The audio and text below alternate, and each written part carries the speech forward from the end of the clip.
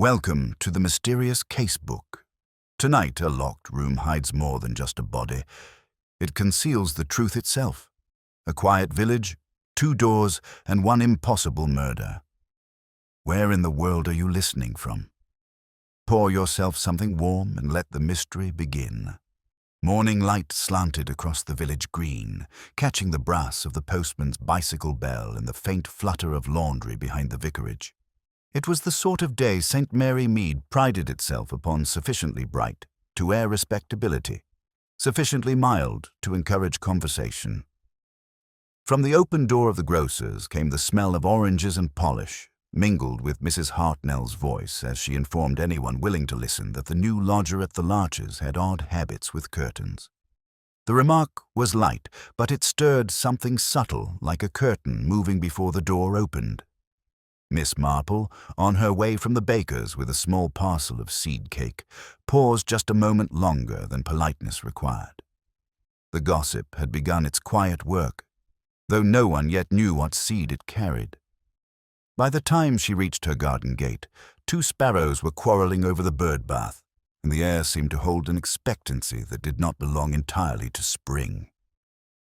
It was at precisely that hour that a housemaid from the rectory ran down the lane in tears, her apron flapping, crying that something dreadful had been found in the study, a thing she could hardly bring herself to name. Within 10 minutes, the peace of the morning collapsed into that curious mixture of excitement and propriety which only an English village can produce in times of alarm.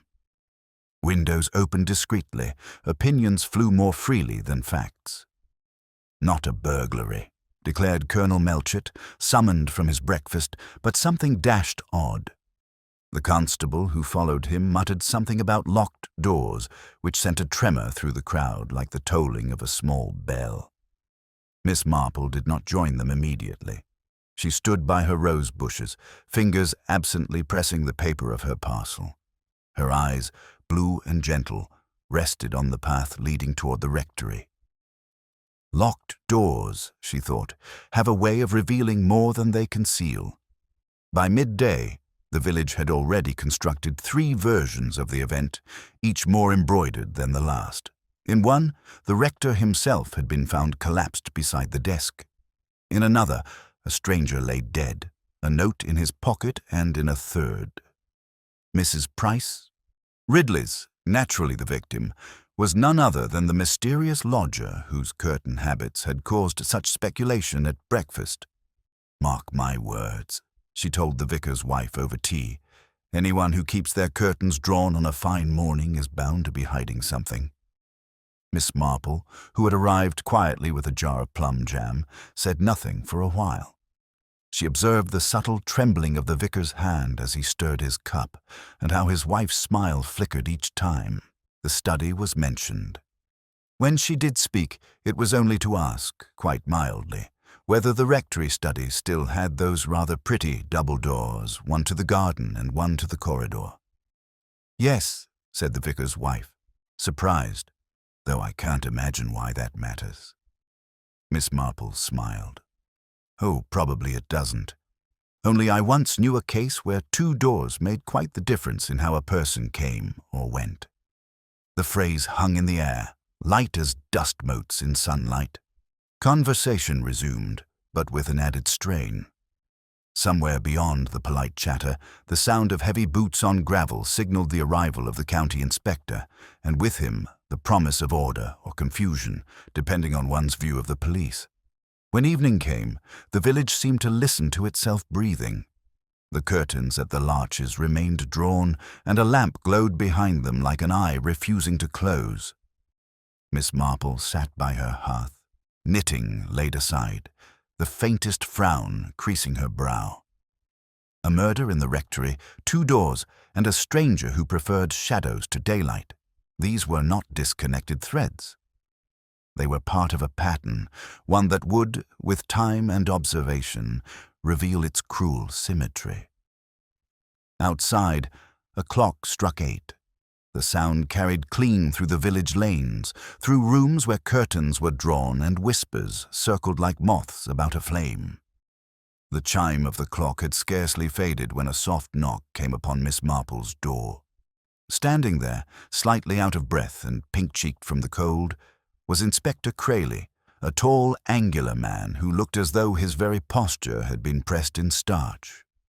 He touched his hat with polite respect, though his eyes held that mixture of admiration and unease reserved for ladies who saw too much. "Sorry to trouble you, Miss Marple," he began, "but since you've been acquainted with the rectory household, I wondered if you might spare me a few minutes." Miss Marple gestured him inside, as though his arrival were the most natural consequence of an evening's quiet. The kettle was already singing, and in a matter of moments he found himself seated opposite her, his large hands cupped around a delicate china cup that looked absurd between his fingers. "It's a queer business," he said. "The victim's a man of about 50, not local. No identification on him, just a railway return ticket from Paddington. Found in the study, head struck with some blunt object, and the door to the corridor locked from the inside." "And the other door?" Miss Marple asked, her voice mild. "The one to the garden?" "Bolted on the inside too," said Crayle. "No sign of forced entry. Windows shut fast. The vicar swears he was in the garden all morning. Claims he never heard a sound." She poured him another cup, watching the steam rise like the fragile breath of secrets not yet told. "People often hear less than they think," she said gently, "particularly when they are not expecting to hear anything." Crayle nodded. "A fair point, ma'am. There's talk already. Of course, villagers never keep quiet long. Some say it was a burglary gone wrong, others that the man was an associate of the rector's brother, though I'm told the brother's been dead these past 3 years. Miss Marple inclined her head, knitting fingers together. "Death," she murmured, "rarely prevents people from continuing to cause inconvenience." He gave a short laugh, but sobered quickly. "I don't suppose you noticed anything out of the ordinary this morning? Anything at all?" She considered it. Only that Mrs. Hartnell seemed more certain than usual about things she could not possibly know. When people speak too confidently about uncertainty, Inspector, it's often because they hope to direct attention elsewhere. He smiled, though it was clear he wasn't sure whether she jested. Rising, he thanked her for the tea and left with the faint awkwardness of a man who suspects his host might know more than she admits. When the door closed, Miss Marple sat a while longer, gazing at the fire. 2 locked doors. A stranger who arrives and dies without a name. Curtains drawn at the larches. All perhaps part of the same polite illusion village forever pretending it does not gossip while doing little else. Outside, the lane gleamed faintly under the lamps. Mrs. Price Ridley was returning from evening prayers, clutching her hymn book as if moral fervour alone could light her way. She slowed when she saw the constable on duty near the rectory gate, eyes shining with that unholy mix of pity and curiosity that scandal so reliably awakened. At the vicarage, the atmosphere was thick with grief and confusion. The vicar's wife moved like a shadow between visitors, apologizing for the tea, the weather, the universe itself. The vicar, pale and trembling, sat with his hands clasped tightly while insisting upon his ignorance of the dead man's identity. "I tell you, Inspector," he said, "I'd never seen him before in my life." But the words trembled in the air, unconvincing. A parishioner's gaze lingered too long, and a maid whispered something about an envelope on the desk, hastily hidden when the doctor arrived. Each detail hung unclaimed, like washing left in a sudden rain. By the next morning, gossip had hardened into certainty. "It was the lodger, mark my words," said Mrs. Hartnell to her grocer. "He's the secret nephew, or worse. I saw him by the churchyard last night, looking queerly at the windows. At the larches, the curtains were finely opened, revealing nothing but an empty drawing-room and the faint outline of a man's hat resting on a side table. Miss Marple, passing by, noticed an ordinary hat, perhaps, but what struck her was the faint impression on the dust beside it, the perfect oval of something once placed there and since removed. She did not pause long, merely glanced, as though the thought had barely touched her mind before she went on. By midday, the inspector had a list of 3 suspects: the nervous vicar, the unseen lodger, and the maid who fainted when questioned. Each seemed both plausible and absurd. But Miss Marple knew the truth of human nature, how often the guilty looked precisely like those most afraid of guilt, and how deception, like a well-polished brass bell, could gleam cleanly while carrying the echo of sin. That evening, as the sun reddened over the green, she stood by her window and watched the villagers passing in murmuring clusters. Faces drawn to tragedy the way moths seek light. Yet the light they sought, she thought, came from the wrong source. The truth lay in shadow.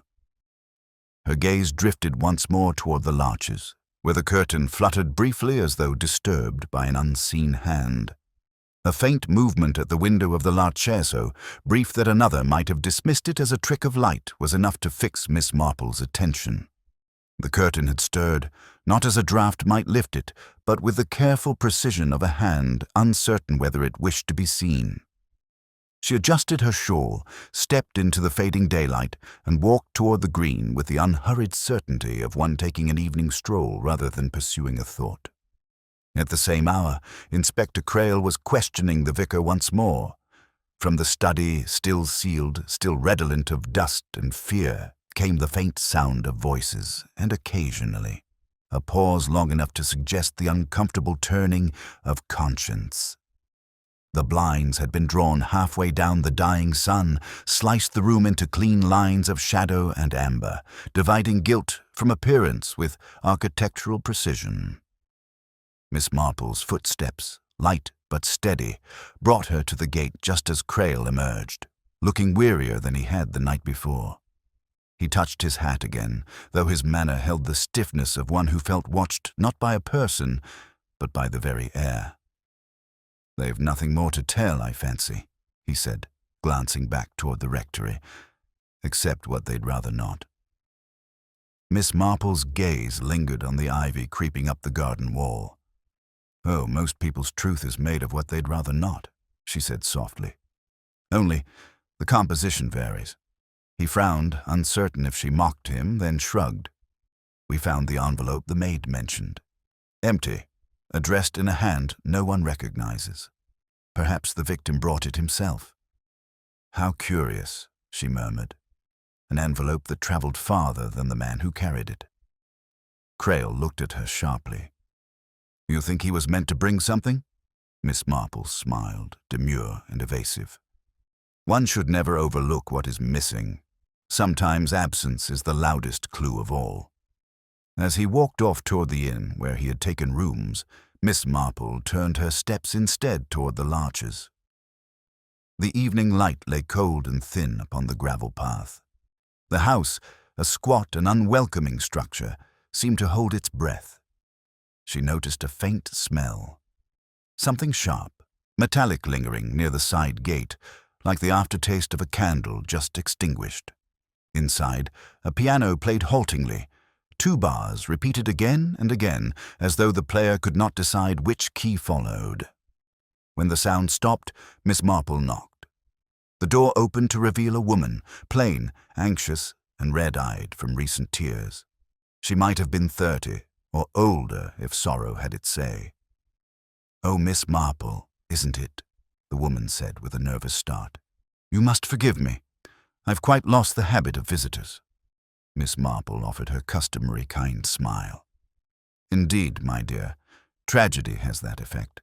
But I thought as neighbors we might both take comfort in a little company." The woman hesitated, then stood aside. The sitting room was neat to the point of discomfort, each object precisely aligned as though afraid of giving offense. On the mantel stood 2 photographs, one of a man in uniform, the other of a child, perhaps 10. Dust lay evenly over both. "I'm Mrs. Dennison," the woman said. "I left the upper room to a gentleman last month. A quiet man, very polite. I hardly saw him. He paid weekly, in cash. And yesterday? Miss Marple asked, softly conversational. Did he leave the house as usual? Mrs. Dennison pressed her hands together. He went out early, said he was calling at the rectory about a matter of correspondence. I thought nothing of it. Why should I? But when he didn't return by nightfall, her voice faltered. I wondered. Miss Marple nodded, studying the room with mild curiosity. The second teacup on the tray had a faint ring of moisture, not from that morning, but from the night before. A small thing, but small things, she knew, were the hinges upon which great crimes turned. Did your lodger receive any letters recently? She asked. The woman hesitated again, then reached into a side drawer and withdrew a torn envelope. Only this one. No return address. He asked me to destroy it, but, well, never quite got around to it. Her tone was apologetic, as though failing to burn another's letter were a mild domestic sin. Miss Marple took the fragment, noting the faint scent of lavender still clinging to the paper. A woman's perfume, not recent. She handed it back without comment. From outside came the sharp report of a closing gate.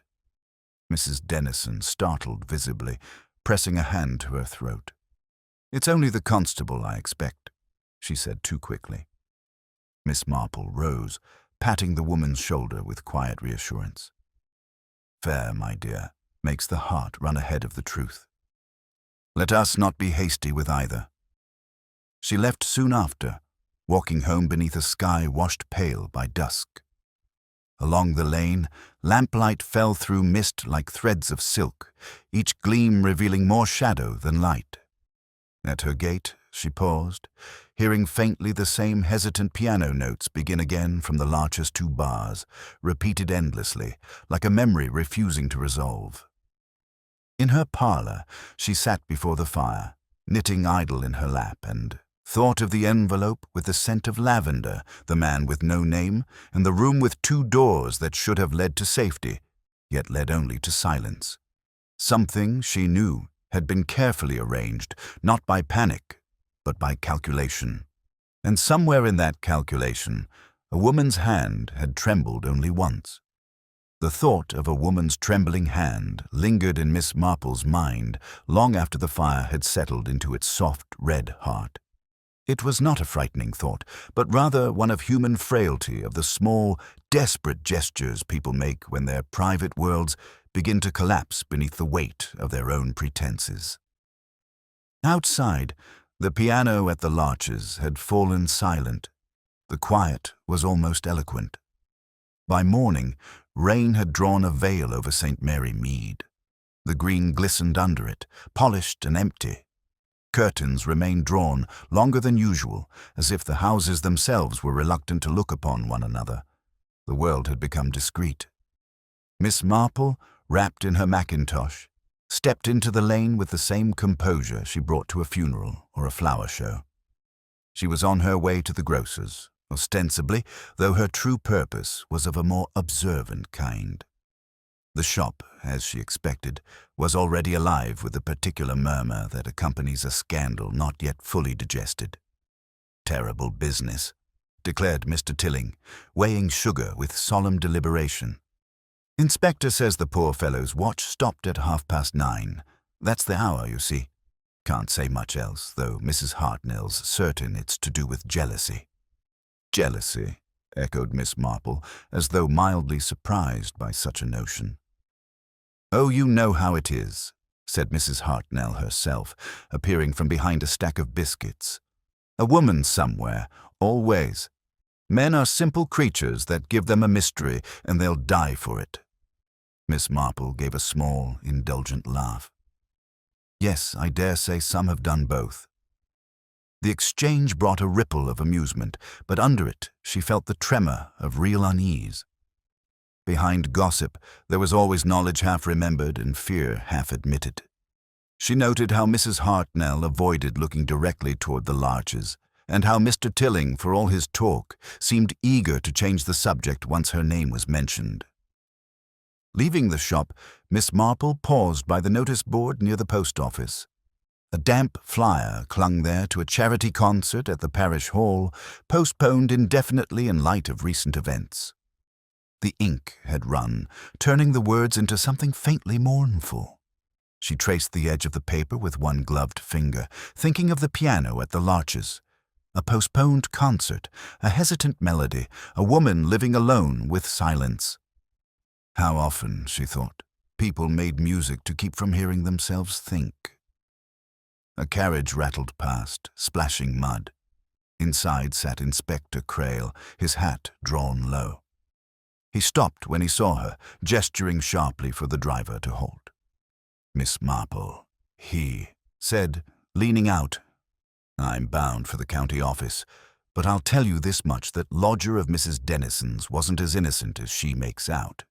Seems he was once employed at a solicitor's firm in London, dismissed for irregularities. He may have come here to retrieve or conceal something. The vicar's books, perhaps. There's talk of a missing will." "Indeed," said Miss Marple, her voice mild. "And do you imagine the poor man hid it so thoroughly that he locked both doors for privacy?" Crail gave a weary smile. "You'll be telling me next that ghosts locked them, ma'am." "Oh, no," she replied gently. "Ghosts seldom bother with bolts." When the carriage moved on, Miss Marple turned toward the rectory garden. The place had taken on that uneasy air peculiar to homes where tragedy lingers, but life must go on. The vicar's wife was there, stooping over a border of marigolds with unnecessary care. The flowers, saturated by rain, looked as though they were bowing in sympathy. "My dear," Miss Marple called softly, approaching, "how very brave of you to tend the garden today." The woman straightened, startled, and forced a brittle smile. "It helps to keep busy, you know. The house feels so close. I can quite imagine. Such places hold on to what has been said or not said." The vicar's wife glanced nervously toward the study window. The inspector asked so many questions. He seemed to think we were hiding something. "People often do when they cannot yet see what is plain before them," Miss Marple said kindly. "But tell me, did you happen to notice whether your husband locked that inner door himself, the one to the corridor?" The woman shook her head. "No, but he said he always did, for drafts. He's sensitive to cold." Miss Marple looked thoughtful. "So am I, though I've never found a draft capable of locking a door from within." The remark was delivered with such calm that it barely sounded like irony. Yet it made the vicar's wife flush faintly, as though the rain had turned to heat. That evening, Miss Marple wrote a brief note to Inspector Crail. Her handwriting was small, precise, and unhurried. "I believe the question of which door was locked first may prove of some importance. Also, the matter of Mrs. Dennison's visitor the evening before, if indeed she had one." She sealed the note and set it by the lamp. Then she returned to her knitting, though her eyes scarcely followed the needles. Somewhere between the steady click of wool and the ticking of the clock, her thoughts circled back to the scent of lavender and the faint metallic tang in the rain. The pattern, she knew, was not yet complete, but it had begun to take shape. A sudden gust rattled the window pane. The lamp flickered. From the green came the sound of hurried steps, a man's voice calling faintly for assistance. Miss Marple rose, steady and alert, the unfinished letter forgotten beside the teacup. She stepped into the damp evening air, shawl drawn tight, and found the constable hurrying up the lane toward the rectory, his boots splashing through shallow puddles. Behind him, 2 villagers had gathered beneath an umbrella, whispering with the eagerness that comes when tragedy promises to speak again. Miss Marple followed, unhurried but intent, her expression mild as though she were merely curious about the weather. A carriage lamp cast long shadows across the rectory lawn. Near the study window, a small crowd had formed, subdued yet electric with speculation. Inspector Crail was already there, his coat darkened by rain, speaking sharply to the doctor. The doctor's bag lay open on the grass, its contents glinting under the lamplight. "Another death?" Miss Marple asked quietly as she approached. Crail turned, startled to find her so close. "Not quite," he said grimly. The vicar collapsed. Shock, exhaustion, perhaps. He'll recover, though it's shaken the household. Seems he received a letter this afternoon. We found it torn to pieces in the grate. How unfortunate, Miss Marple murmured. Letters do have a distressing habit of arriving at inconvenient times. He gave a dry laugh. This one arrived with yesterday's postmark.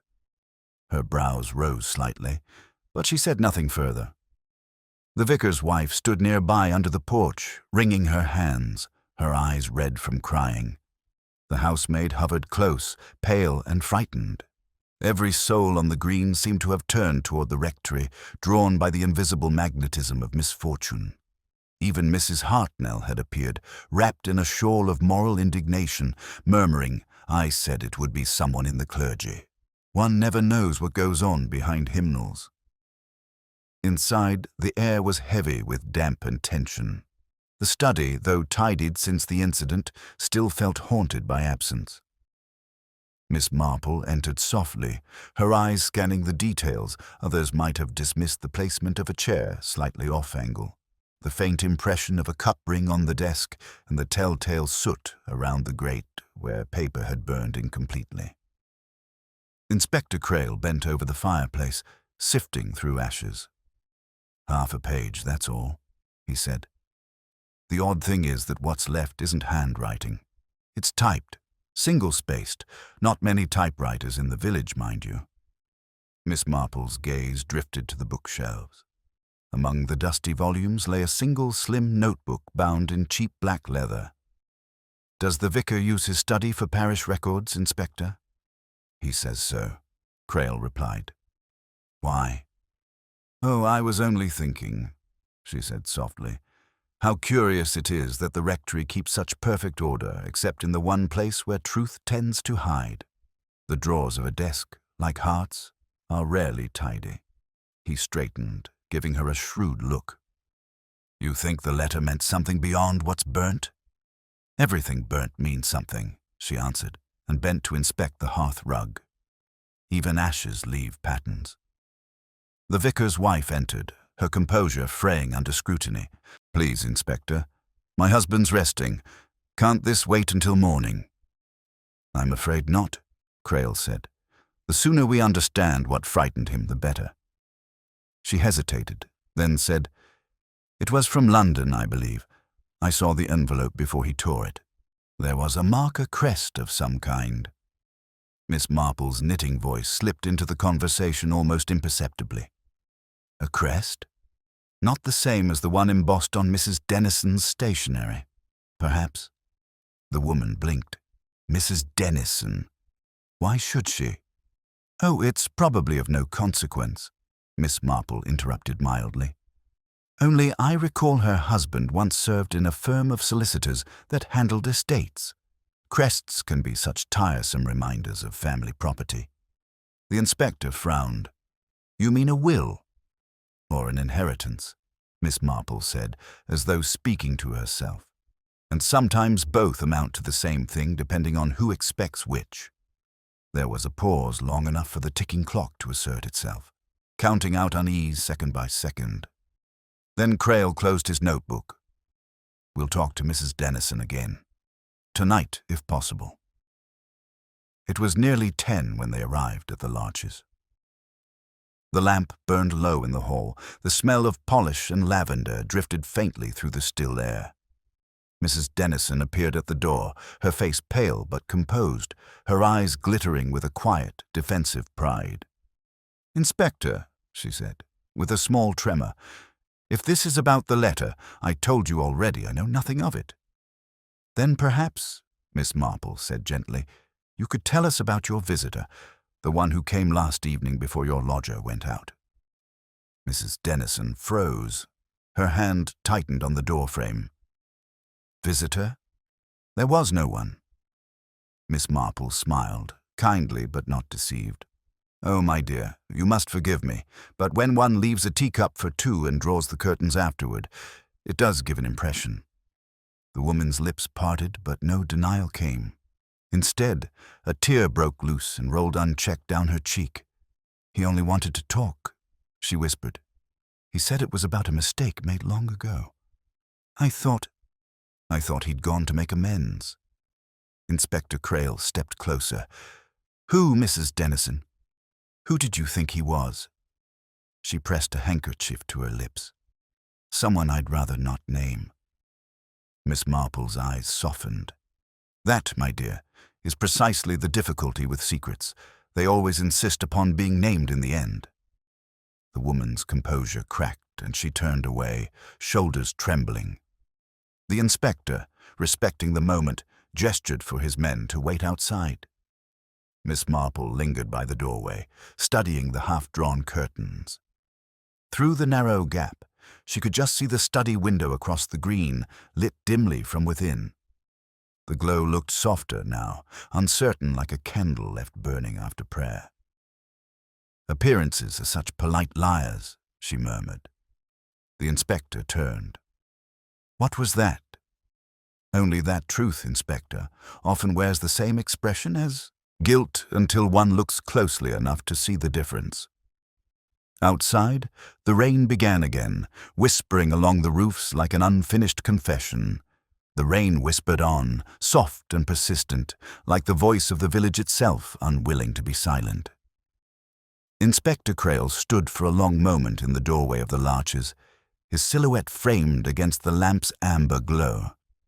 Mrs. Dennison had retreated into the sitting room, her sobs muffled, her fragile composure spent.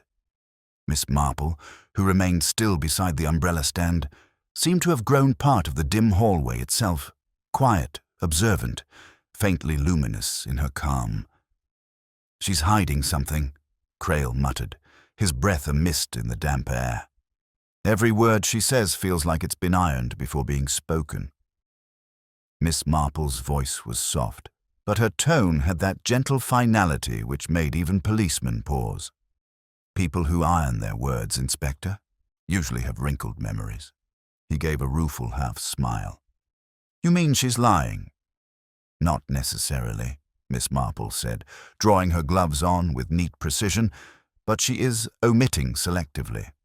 A habit of those who have learned that telling the truth often brings about worse consequences than concealing it." The inspector stepped out into the rain. The lamps on the green flickered faintly, and the distant clock from the parish tower struck 10. Each note seemed to fall slower than the last, as though even time had begun to weigh more heavily upon the village. They walked in silence toward the rectory. The puddles mirrored their passing lantern, fractured reflections splitting and rejoining like the contradictory stories they'd been told since the murder. When they reached the garden gate, Crail stopped, lowering his voice. "There's something I didn't mention to the others." The fragment of paper from the vicar's fire, there was half a word left before it burned through. "Inheritance." Clear as print. Miss Marple regarded the wet path thoughtfully. A dangerous word, that one. It can mean legacy or expectation, and people have been known to commit crimes for both. The vicar's house was still, save for the faint glimmer of light from an upstairs window. Crail sent the constable home to rest and stood for a moment by the gatepost, looking suddenly older. "I'll call on you in the morning, Miss Marple," he said. "You've a way of seeing through people that doesn't ruffle their feathers. Heaven knows I could use that right now." She inclined her head modestly. Sometimes feathers must be smoothed before one sees the wings beneath. When he had gone, Miss Marple lingered, watching the thin column of smoke curl from the rectory chimney. A steady household habit keeping fires lit in rooms that had grown cold. Respectable, ordinary. Yet even ordinariness could hide something quietly unnatural. She returned home through the damp hush of the lane, the scent of rain mingling with the faint sweetness of honeysuckle that clung stubbornly to the fence. In her parlor, she lit the fire and took out her notebook, a small, unassuming thing bound in faded blue cloth. Upon it, she wrote 3 names in tidy script: Mrs. Dennison, Reverend Chudley, the unknown visitor. Beneath these, She added a single question mark, then underlined it twice. The next morning brought a washed silver light across the green. Birds chattered as if to deny the village's discomfort. Mrs. Price Ridley, armed with her umbrella though the rain had stopped, was already recounting her version of events to the milkman, who listened with polite despair. "Mark my words," she said, "that poor man came here to expose some dreadful secret. Why else would anyone visit St. Mary Mead? It's practically a magnet for moral correction." Miss Marple passed them with a benign smile and a comment about the weather. She made her way to the post office, where a letter awaited her, forwarded from an old acquaintance who kept rooms in Paddington. Inside was a single sheet, a short note written in a clerk's hand confirming that one Mr. Albert Dennison had once been employed by a solicitor named Harcourt and Blythe, dismissed 5 years ago after a dispute concerning a contested will and a misplaced codicil. Her eyes lingered on the phrase misplaced codicil. So the web stretched back to London, as such webs often did, and the threads fine invisible had drawn themselves neatly into the quiet symmetry of the village. By noon she was once more at the Larches, ostensibly to return a borrowed gardening book. Mrs. Dennison received her with visible hesitation. The house smelt faintly of furniture polish and the ghost of last night's tears. A tray of untouched breakfast sat on the table, the tea long cooled. "How kind of you," Mrs. Dennison murmured. "I've been so distracted, I hardly remember what day it is." Miss Marple smiled gently. "Distraction is quite understandable. One never expects the past to ring one's doorbell." The woman flinched, her composure cracking for a heartbeat. "What do you mean?" "Oh, nothing," Miss Marple said, setting the book aside. "Only that I often find we forget how close our yesterdays really are, especially when they come dressed as strangers." Mrs. Dennison turned away, gripping the edge of the sideboard. "He wasn't supposed to die," she said suddenly, her voice barely above a whisper. "He only came to return something. I swear that's all." Miss Marple regarded her steadily. "And yet he did die. In the vicar's study, in a room where every door was closed." Tears welled again, but Mrs. Dennison gave no further answer. The silence between them grew tithing as glass until Miss Marple rose, thanked her softly for the loan, and let herself out. The air outside had grown brighter, deceptively serene. Children's laughter drifted faintly from the far end of the green, as if life insisted on resuming its shape even while suspicion coiled beneath it. Miss Marple paused by the churchyard gate. The world, she reflected, was full of such double scenes, laughter before grief, comfort beside cruelty, 2 doors, one that opened and one that would not. Her eyes moved toward the rectory window, where a faint shadow had appeared, someone watching perhaps, or simply the shifting play of light on glass. It vanished as swiftly as it came, leaving behind only her quiet certainty that appearances, once again, were arranging themselves for concealment rather than revelation. The shadow at the rectory window might have been nothing at all, yet Miss Marple knew the texture of nothing. It was a substance the village was made of, a quiet fabric woven from half-seen gestures and voices dropped at the right moment. She lingered by the churchyard wall, feigning interest in the gravestones, until the rectory door opened and Inspector Crail emerged, his hat tilted back and his expression set in that mixture of irritation and concentration peculiar to policemen who suspect they are being misled by everyone at once. He spotted her instantly. "You're early, Miss Marple," he said, brushing raindrops from his coat. "I was just coming to see you." "Then you've saved yourself a journey," she replied pleasantly. "I do hope the vicar is improving." "He's up, but not talking much. I've just had a look through his study again. You were quite right about something being out of order. His desk drawer was relocked, but with a different key." "How inconvenient," Miss Marple murmured. "Locks always seem so reliable until someone else uses them." Crail gave her a sideways look. "Reliable enough for someone clever." Whoever our dead man was, he had knowledge documents, details about local properties. We found another burnt scrap in the grate this morning. A name this time. Dennison. Miss Marple's expression scarcely altered, but her knitting fingers stilled against the fabric of her skirt. "Ah," she said softly. "Names have a way of surviving the flames." Crail went on, oblivious to her tone. "So Mrs. Dennison lied about not knowing him. My men saw her husband's military photograph still on display. Strange sort of window black worn, and the picture turned slightly toward the wall. I'll wager she's protecting someone. Possibly herself. Or someone else entirely," Miss Marple said. "In grief, Inspector, people seldom behave tidily." They began to walk toward the green together. The morning was washed clean, the world deceptively fresh. Yet in St. Mary Mead, even freshness had the smell of old secrets beneath it. Outside the grocer's, two women fell silent as they passed from the window of the milliner's, came the discreet twitch of lace. Respectability, Miss Marple thought, was nothing more than well-dressed concealment. At the tea shop, Crail paused to collect his thoughts. "We've confirmed the stranger's name Henry Armitage, a former clerk at Harcourt and Blythe, the same firm where Dennison worked, dismissed for misappropriating a client's papers. The timing fits. He must have come here searching for that missing will. Or," said Miss Marple, "to return it." He frowned. "Return it? After 5 years?" "Remorse," she said simply. "It is like dust, Inspector. It settles in when no one's watching." Crail gave a dry laugh. "You make it sound almost romantic. Still, I'd rather deal with greed that's predictable." "Quite," Miss Marple agreed. "Yet greed and remorse are such close cousins. One sometimes marries into the other." When they reached the post office, a small crowd had gathered. Mrs. Price Ridley was holding court again, this time over the matter of the vicar's supposed fainting fit. It was guilt, she insisted. A man doesn't swoon over an ordinary letter unless it reminds him of something dreadful.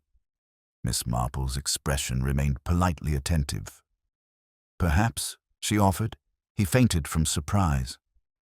We all have moments when the past knocks uninvited." "Oh, my dear, Mrs. Price," Ridley replied tartly, "the past is never uninvited in St. Mary Mead. It keeps its own key." That remark, Miss Marple thought later, was truer than its speaker knew.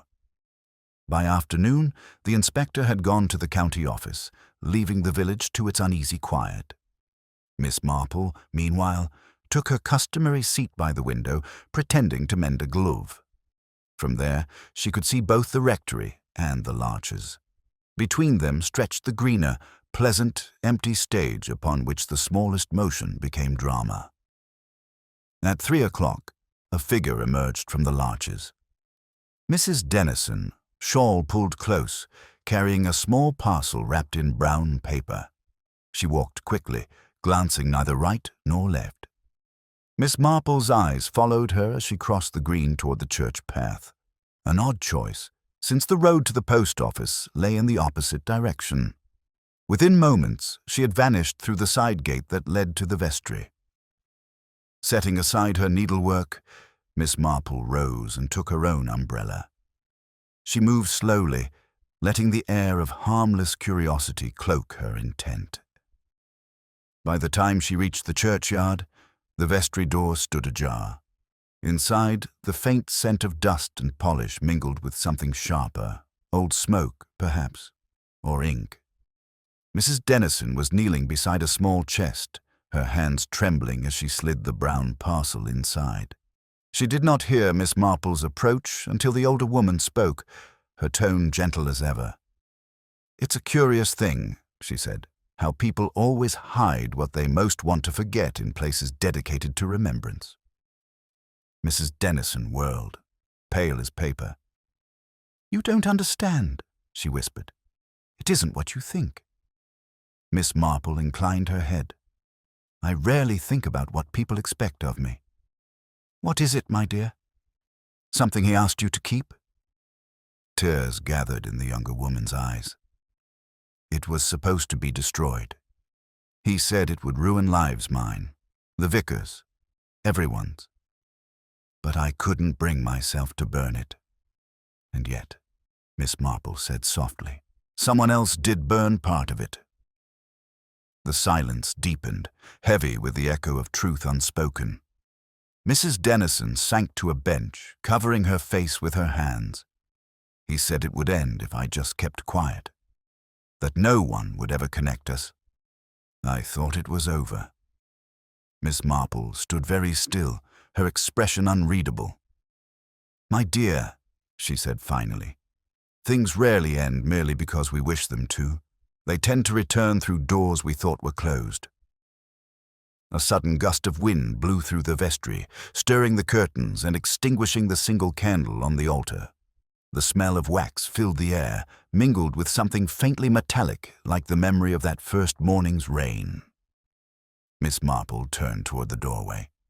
Her eyes met a shape in the gloom, someone standing just beyond the threshold, watching. The figure at the doorway stepped forward, the faint light catching on his rain-slicked coat. It was Inspector Crail, his expression sharp but not unkind. So, he said quietly, my instincts were right to follow you, Mrs. Dennison. I rather thought this little errand would lead somewhere interesting. Mrs. Dennison rose unsteadily, her face blotched with fear. I haven't done anything wrong, she stammered. It wasn't mine, it was his. I only wanted to keep it safe. Crail's voice remained level. We'll see about that. His eyes moved to the half-open chest. If you don't mind, ma'am. He lifted the parcel gently. The brown paper was damp where her hands had gripped it, and a corner had torn loose, revealing a folded document beneath typed, official-looking, but scorched along one edge. Crail gave a low whistle. Looks like a will to me, he said, or what's left of one. Mrs. Dennison swayed and Miss Marple moved quickly to steady her. A chair, Inspector, she said, her tone reproachful but mild. I think the lady has had quite enough drama for one morning. Crail nodded and fetched a small wooden stool. Mrs. Dennison sank onto it, clutching her shawl. He said it would ruin them all if anyone knew, she whispered. That's why he came here, to make it right before it was too late. I didn't mean for him to die. Who is he? Crail asked, though his tone already carried the weary suspicion of a man who expects another evasion. She looked up, eyes filled with desperate sincerity. Henry Armitage. He used to work with my husband. I didn't know he'd been dismissed. He said he'd found something he shouldn't have a second will. He wanted to put it back, but he was afraid. He said people would think he was blackmailing someone. Miss Marple folded her hands. And so he came here, to St. Mary Mead, where the original had been filed, or where it was meant to go. Mrs. Dennison nodded. Yes, he wrote to the vicar first. They were school friends once, long ago. He said the vicar could witness its return quietly, make it all right again. Crail's eyes narrowed. Then what went wrong? The woman shook her head helplessly. I don't know. He went to the rectory yesterday morning, and then he never came back. The inspector exhaled slowly, the sound like a man trying to reason with his own disbelief. So the vicar knew him. He's denied it all along. Miss Marple's gaze rested thoughtfully on the shuttered window. There is knowing, Inspector, she said softly. And then there is remembering. People often confuse the two. He looked at her sharply. You think the vicar's involved? I think, she said mildly, that guilt and goodness are sometimes neighbors, especially in the clergy. Crail folded the damaged will carefully into his pocketbook. I'll take this to the station. You, Mrs. Dennison, will remain here until I send for you. And Miss Marple. His tone softened slightly. I'd be obliged if you kept an eye on her. I'll do more than that, Miss Marple said. I'll make her tea. When he had gone, The vestry seemed to shrink back into itself, shadows gathering like folded drapery. Mrs. Dennison stared into space, the fight gone from her. Miss Marple moved about quietly, lighting the small stove used by the verger and filling the kettle. The soft sounds of domesticity filled the silence, the scrape of metal, the hiss of water, the clink of china. It was astonishing, Miss Marple thought, how quickly comfort could be summoned even in places where confession had just been whispered. "Did you love him?" she asked at last, her voice gentle, almost idle. Mrs. Dennison's head jerked up. No, not like that. I pitied him. He was ruined, frightened. I only wanted to help. Pity, Miss Marple murmured, has been the beginning of many unfortunate adventures and the end of a few as well. The younger woman's eyes filled again. I didn't think he'd be in danger. No one ever does, Miss Marple said. That's why danger prefers the polite. Outside, the rain had begun again, thin and silvery, tapping lightly at the glass. Miss Marple poured 2 cups of tea and handed one over. "Now, my dear, tell me, did you see anyone near the rectory that morning? Anyone at all?" Mrs. Dennison hesitated. There was someone. A man by the wall bent over as if looking for something. I thought it was the gardener, but later I realized no hat, and his coat was dark. He walked off toward the vicarage garden door. Miss Marple's knitting mind moved silently. "That door," she said softly. "The one leading into the garden was locked from inside, was it not?" Mrs. Dennison nodded. "Yes, the inspector said so." "Then," Miss Marple murmured, "who locked it?" The question hung there, small and terrible in its simplicity. A faint sound broke the silence of the church bell, a single dull note struck accidentally by a passing gust. The echo filled the vestry, a hollow pulse that made Mrs. Dennison shiver. Miss Marple rose and went to the window. The green lay quiet under the drizzle, the houses beyond it respectable as ever. But she felt the air shift, as though the village itself held its breath. Somewhere behind one of those shuttered windows lay the truth, carefully folded like a letter no one meant to send. She turned back, eyes alight with a calm determination that did not quite reach the surface. "I think, my dear," she said softly, "that St. Mary Mead is about to remember something it has tried very hard to forget." The rain thinned to a fine mist, softening the edges of the village until everything seemed half-dreamt. Miss Marple stood motionless for a long moment at the vestry window, her eyes traveling across the blurred expanse of the green. Beneath the placid rhythm of falling water, she felt the pulse of unease, the strange quiet that follows revelation but precedes consequence. Behind her, Mrs. Dennison sat with her hands clenched around her teacup as if warmth itself were proof of safety. A knock came suddenly at the vestry door, sharp and official. Inspector Crail entered, his hat dripping, his expression grave but not angry. He placed a folded sheet of paper on the table beside Miss Marple. "The forensics man brought this," he said. "It's the remainder of the will we found. Most of it's ruined, but one sentence survived. Mentions property adjoining the rectory garden, left in trust to someone whose name's been scorched off. Conveniently." Miss Marple glanced at the paper, her eyes narrowing. "Property adjoining the rectory garden," she repeated softly. That would be the old vicarage stable, now led to Mr. Prowse, the retired schoolmaster. Crail nodded. "Yes, but the title deed's been in dispute for years. Prowse claims he's leasing it. The church wardens say it's freehold. And now this turns up. It's all too neat." Mrs. Dennison's face had gone pale again. "You think Mr. Prowse had something to do with it?" "I think," Crail said, "that a great many people in this village had reasons to prefer certain papers never being found." Miss Marple's gaze drifted toward the candle Mrs. Dennison had lit earlier, its flame wavering beneath the draught. Fire seems to have become something of a local language, she murmured. We burn what we cannot face. The inspector looked at her curiously, then sighed. I'll call on Prowse before nightfall. He was seen near the green yesterday morning, about the time Armitage was last alive. Might be nothing, but this case is full of nothing that adds up to something. As he spoke, the church bell above them gave a single tremor, its chain shifting in the wind.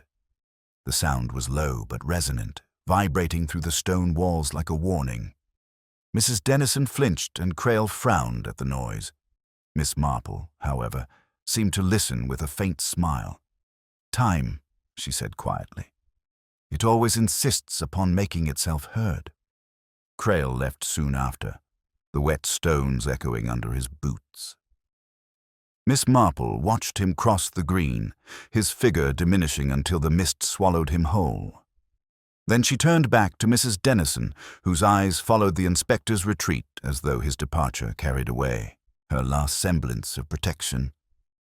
My dear, Miss Marple said gently, it might be wise for you to remain indoors today. Silence in such times is easily mistaken for guilt. Mrs. Dennison looked stricken. But if I stay here, everyone will talk. They will talk regardless, Miss Marple replied with a trace of amusement. But when one keeps still, one begins to hear things others do not. Later that afternoon, Miss Marple walked toward the rectory under a sky the color of pewter. The green lay empty now, glistening from the rain.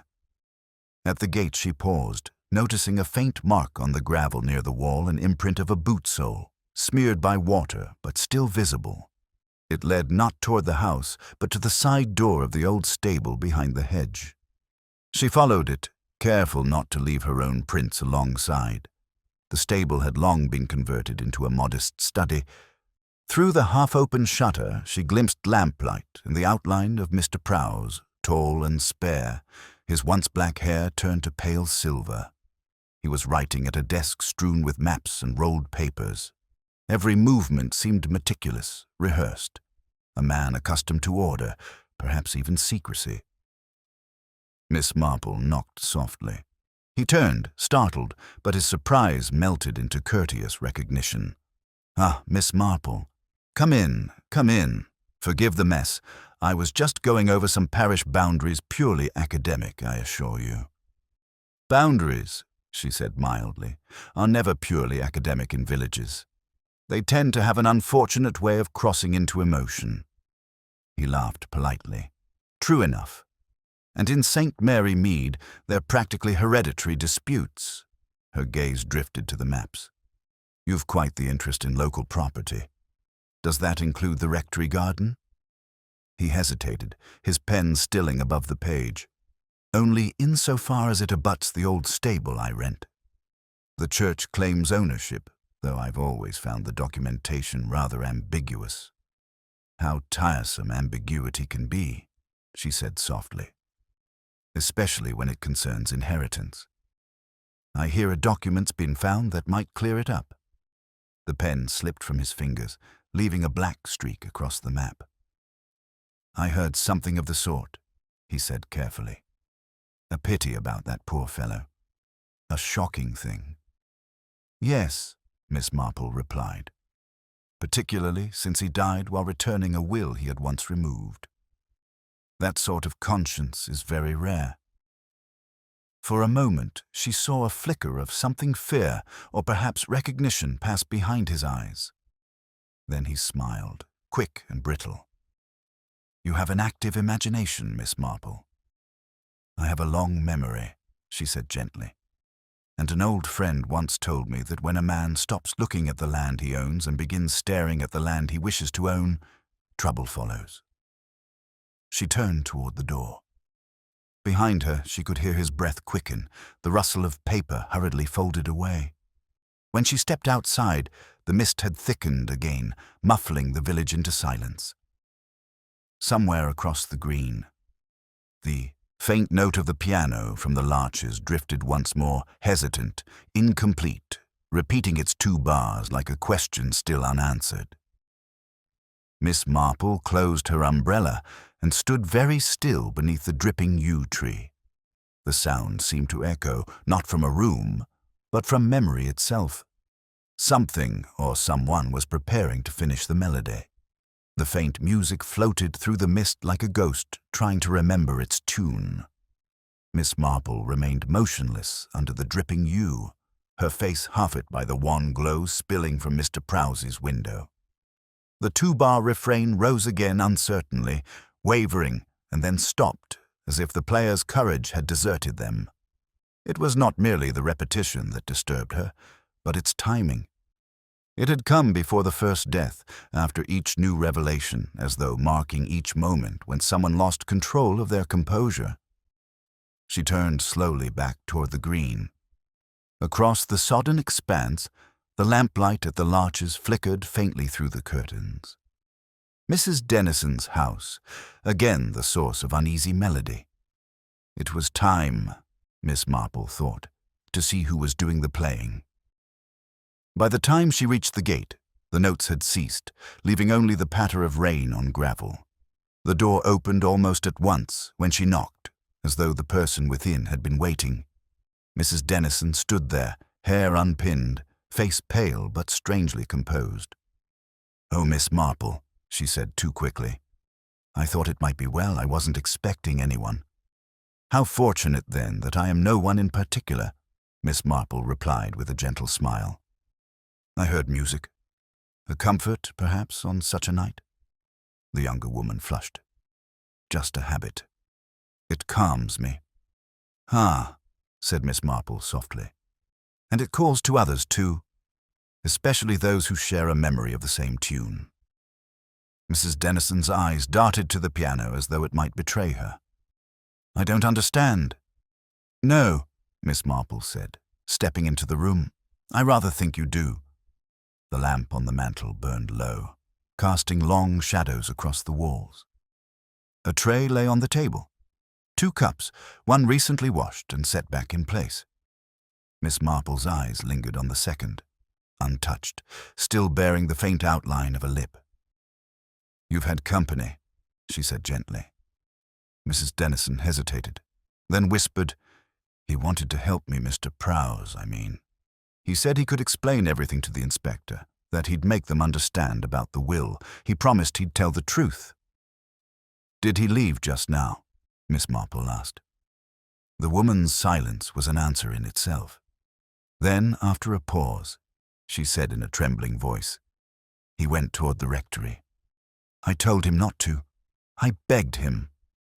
Miss Marple placed her hand lightly on the woman's arm. "My dear, when men insist on saving others, they generally mean to save themselves." She turned toward the door. The night had deepened into that peculiar stillness before another storm. Across the green, the rectory loomed faintly, through mist. A single light burned in the study, the same window where the first tragedy had occurred. Miss Marple's step quickened, but not from haste. She walked with the precise, inevitable calm of someone who already senses what she will find. Inspector Crail was standing by the hedge when she arrived, his face drawn and impatient. "I was on my way to you," he said. "Prowse came to the rectory half an hour ago, demanding to see the vicar." There was a row loud enough for the maid to hear through the passage. Then everything went quiet. When I entered just now, the study was empty. Both doors are locked. Miss Marple looked up at the dimly glowing window. "Both doors again," she murmured. "How very faithful the pattern remain." The inspector frowned. "We'll force them if we must. He's in there, I'm certain." "No," said Miss Marple. "Not yet." She moved toward the garden entrance. "Let us try the bolts first." "Locked from the inside, you said?" "Yes, ma'am, as before." Miss Marple leaned close to the latch, her small torch glimmering across the brass. The bolt was indeed drawn, but something about it caught her eye. A faint line of grit, a smear of oil where fingers should not have reached. She touched it lightly. "Recently handled," she said, "and not from within." Crail stared. "Are you saying someone locked it after leaving?" Precisely. One cannot rely on honesty and doors, Inspector. They can be made to seem closed when they are not. He grunted, impressed despite himself. Together they entered through the side passage window, the smallest pane pried free. The air inside the study was heavy, half smoke, half damp, as if the room had been waiting for breath. On the floor near the desk lay a walking stick, its silver head engraved with a crest, a rearing stag beneath a motto too worn to read. Miss Marple picked it up delicately. "I believe this belongs to Mr. Prowse," she said quietly. "Or rather, to someone who wished us to think so." The inspector circled the room. No sign of him, but the fire's fresh and look there. He pointed to the grate. Among the grey ashes glowed the remains of charred paper, curling at the edges. More burning. He must have tried to finish the job. Or someone finished it for him, Miss Marple said. She knelt beside the hearth. Notice the ink blue, not black. The original will was typed in black ink. This one was made later. Crail whistled softly. "A forgery." "Perhaps," Miss Marple said, rising. "Or perhaps an amendment. Either way, someone believed destruction was safer than discovery." She crossed to the double doors, the one leading to the corridor, the other to the garden. Both were shut now, properly bolted. But as she turned back to the desk, she paused, her gaze fixing on something near the lamp. A fragment of paper, not yet burned, lay beneath a fallen envelope. It bore one line of type blurred but legible in gratitude for the act which restored what was lost. Her eyes lifted slowly to Crail's. "That doesn't sound like theft, does it, Inspector? More like repayment." Before he could answer, a sharp knock rattled the garden door. The sound broke through the silence like a gunshot. Crail stepped forward, hand instinctively to his holster. Miss Marple laid a hand on his arm. "No," she said softly. "Not yet. Let's see who believes they're knocking at an empty room." The knock again came louder, urgent, and unmistakably human. The third knock shuddered through the door, a peremptory rhythm that seemed to echo against every polished surface in the room. Inspector Crail, tense beside the desk, motioned to Miss Marple to stand clear, then unbolted the latch in one sharp movement. The door swung open with a rush of cold air, and there, framed by the mist and lamplight, stood the vicar. His coat was drenched, his face pale beneath the sheen of rain. Yet it was his eyes that drew Miss Marple's notice. They held the dazed stillness of someone who had walked too far into his own conscience. "Inspector," he said hoarsely, "I believe I can help you. Something terrible has happened." "Where have you been, Reverend?" Crail demanded. "The maid said you'd gone out not 10 minutes ago." "I went to pray," the vicar murmured. "But I found something else instead." He hesitated, then added, "By the old stable wall. Mr. Prowse, he's dead." For an instant, the silence was absolute. Then Crail swore under his breath and strode for the door. Miss Marple followed, her step calm though her mind quickened. The night, once merely damp, now pressed thick as breath against the hedges. Beyond the rectory garden, the narrow path wound toward the stable like a ribbon of darkness between walls of wet ivy. Lanterns bobbed ahead, where constables were already gathering. The body lay near the boundary wall, half sunk in mud, one arm bent unnaturally beneath him. The silver-headed walking stick lay inches away, smeared with soil. Crail knelt, his voice low. No pulse, likely struck from behind. The poor devil never saw it coming. Miss Marple looked down, her expression almost tender. "Few ever do," she said quietly. "Though I wonder if he suspected the blow in some fashion. People often sense betrayal long before it arrives." The vicar crossed himself, whispering something that might have been a prayer or an apology. "He came to me earlier," he said. "He said the will had been forged, that the man who died here first, Mr. Armitage, had been trying to put matters right. I told him we'd speak tomorrow. I wanted time to think. His voice faltered. And now God forgives me that there is no tomorrow for him. Crail rose, grim and practical. Then someone decided you'd thought long enough. We'll take him in when the doctor's seen him. He turned to the constables. Search the immediate ground. No one leaves the green. Miss Marple's eyes, however, were on the wall itself. Near its base, the ivy had been torn back, exposing a small gap where the stone had loosened. Something glinted faintly within. She stooped, brushed aside the wet leaves, and drew out a small metal key brass, old and tarnished. A gardener's key, perhaps, Crail offered, glancing over her shoulder. Or a moral one, Miss Marple murmured. It opens what was meant to stay closed. She slipped it into her handkerchief and straightened. The lantern light made the rain shimmer like falling glass. I think, Inspector, that the story of these two deaths began much earlier than we've been led to believe, and in a quieter fashion altogether. He gave her a look that mingled exasperation with curiosity. You mean the vicar? I mean, she said, everyone. They returned to the rectory. The study felt close now, the air heavy with damp wool and gilt. Mrs. Dennison had arrived. Drawn by the commotion, her eyes widened when she saw the vicar, who could not meet them. Miss Marple moved to the hearth, where the last embers of the fire hissed faintly. How singular, she remarked, almost absently, that every attempt to destroy the truth seems to end in smoke. Mrs. Dennison clasped her hands tightly. It's my fault, she said suddenly. If I hadn't hidden the will, if I'd given it to the inspector sooner, none of this would have happened. No, my dear, Miss Marple said gently. That is the kind of thought guilt whispers to make itself seem noble. The real fault lies with deceit, and deceit is very democratic. It visits every household in turn. Crail frowned. You sound as though you think more lies are waiting to surface.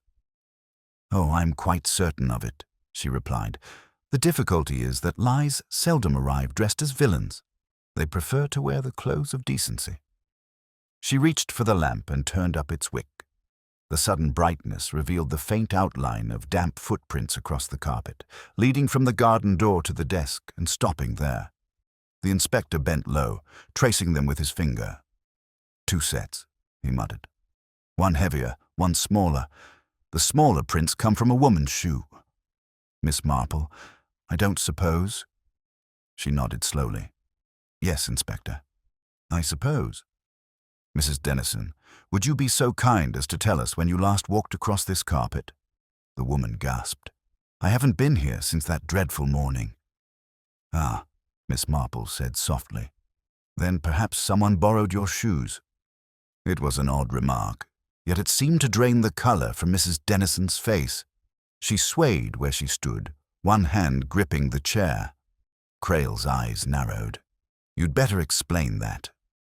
Miss Marple's gaze, however, was not on the woman, but on the vicar. His hands were clasped too tightly again, the knuckles bloodless. Forgive me, she said in her mildest tone, but I wonder if you might be kind enough to fetch the duplicate key to this room. You mentioned earlier that you kept one in the vestry cupboard.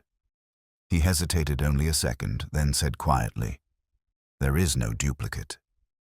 Indeed, said Miss Marple, and yet this door has been locked twice from the inside after both deaths. I find that a most theological problem. Crail exhaled sharply, comprehension dawning, but Miss Marple raised a hand. No, Inspector, not yet. Let us allow the truth to walk in on its own feet. It dislikes being hurried.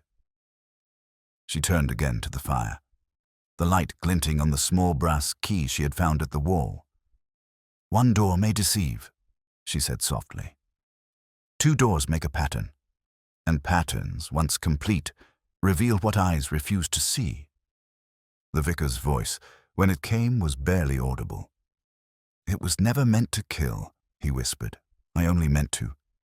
Crail moved toward him, but Miss Marple's look stopped him. No confessions tonight, she said gently. There is still one more door to open, and I suspect it leads not to the rectory, but to the past. A gust of wind rattled the panes, snuffing the lamp for a moment. In the half-dark, the fire flared crimson, casting each face in fleeting, unearthly relief. Respectable faces, fearful faces, all turned toward her as though awaiting a verdict she had not yet spoken. Miss Marple looked at them one by one, the widow, the vicar, the inspector, and then down at the brass key glinting in her hand. "Tomorrow," she said softly, almost to herself, "we shall see which of St. Mary Mead's doors was truly locked and which was only pretending." The morning came thin and grey, as if the world itself were holding its breath. Rain had ceased, leaving the hedges jewelled and the air sharp with damp earth. From her window, Miss Marple watched the mist drift from the churchyard, curling like incense over the graves. It was a morning made for quiet reckonings, and she had no doubt one awaited. Inspector Crail arrived just after 8, looking as though he had not slept. "We've questioned the vicar again," he said, standing awkwardly on her doorstep. "He admits to hiding the second will, but swears he didn't kill either man. Claims it was all an act of, what's the word he used? Protection." "Protection," Miss Marple repeated, ushering him inside. "A dangerous virtue, Inspector. It's often indistinguishable from pride." She poured him tea and, with her usual unhurried grace, suggested they take a walk to the rectory. "I believe," she said softly, "the house itself would like to speak before the day is done." They found the vicar waiting in his study. His hands were folded on the desk. His Bible lay open before him, though the pages were unread. The room still smelt faintly of smoke and polish, of secrets kept too long. Mrs. Dennison was there too, pale but resolute, her shawl clasped tight. "I asked her to come," Miss Marple said. "The truth prefers witnesses." Crail frowned but did not object. He had learnt, over the course of this peculiar investigation, that Miss Marple's methods were best endured rather than questioned. She stood by the hearth, eyes moving from one face to another. "We have 2 deaths," she began calmly, "each in a locked room, or so it appeared. Yet the locks themselves were the least of our mysteries. They were only symbols of the thing this village values most, respectability. Every soul here has been locking some door against the past." The vicar's lips moved faintly. "I never meant for anyone to die." "No," she said. "You meant to prevent scandal. When Mr. Armitage came to return the will, he brought with him evidence that your late brother, your churchwarden, had embezzled funds from the parish trust. You feared it would disgrace the name you had labored to keep spotless. So when he entered this room, you persuaded him to wait, locked the garden door to delay interruption, and when he turned to leave by the corridor door—" She paused, her voice soft but pitiless. "He fell. Perhaps you pushed him only in anger, but his head struck the edge of the desk. You bolted the doors and prayed the scene would look impossible." The vicar bowed his head. "I prayed it would look accidental," he said hoarsely. Miss Marple inclined her head. "And then, to preserve that illusion, you burnt the letter he brought. But there was one witness to your agitation, Mrs. Dennison, who had given Mr. Armitage lodging. She knew he came to you. She knew he did not return. You sought her out that evening, thinking she might speak." Mrs. Dennison's voice trembled. "He said we must both keep silent for the church, for the village." "I believed him." "Yes," Miss Marple said gently. "And when Mr. Prowse later discovered the missing will among Mr. Armitage's papers, he came here, perhaps intending to confess what he knew, perhaps to bargain. But by then, your fear had grown cleverer. You met him at the stable, struck him before he could speak, then locked the garden door behind you with that brass key." She held it up, the morning light catching on its worn edge. "You left no trace but the illusion of another miracle death behind closed doors." Crail's jaw tightened. "You're saying both men died by the same hand?" "By the same hand," Miss Marple said, "and for the same reason, to keep a lie polished until it gleamed like virtue." The vicar sank back in his chair. "You cannot know. Oh, but I do," she said softly. "Because you told me yourself, though not in words. Every locked door, every polite denial was the act of a man who believed that truth is a servant, not a master. But truth is patient. It will wait outside the door until morning." For a moment, the only sound was the faint ticking of the clock on the mantel. Then Mrs. Dennison rose, tears shining but unshed. "I would have told," she whispered. "After last night I meant to tell it all." Miss Marple nodded kindly. "And you did tell, my dear, only not with words. People seldom realize how loudly silence speaks." Inspector Crail cleared his throat. "We'll take the Reverend with us quietly," he said, his tone stripped of triumph. "No need for the village to know before noon." Miss Marple gave him a look of approval. "That would be merciful, Inspector. St. Mary Mead prefers its sinners discreetly." When they had gone, she remained a while in the study. The rain had begun again, light but steady, tapping against the panes as if to erase the night's events. She straightened a chair, closed the drawer of the desk, and extinguished the lamp. The two doors stood ajar now, one to the corridor, one to the garden. For the first time, the room seemed to breathe easily. Outside, the village was already stirring, a milk cart creaking past, a woman calling her cat from a window, the church bell marking the half-hour. Life, Miss Marple reflected, was determined to continue, as it always did after sin had been tidied away. She walked home slowly, pausing once by the green. The curtains at the larches fluttered faintly. Mrs. Dennison, perhaps, beginning her day of unwanted freedom. The air smelt of wet lilac and soot. It was, she thought, a forgiving sort of morning. At her gate, she looked back once more toward the rectory, now just another peaceful English house with two ordinary doors, one to the light, one to the shadows. "Appearances," she murmured to herself, "are such reliable deceivers, but they do so long to be believed." She smiled then, faintly, as she went inside, closing her own door behind her with the quiet certainty of one who keeps no secrets.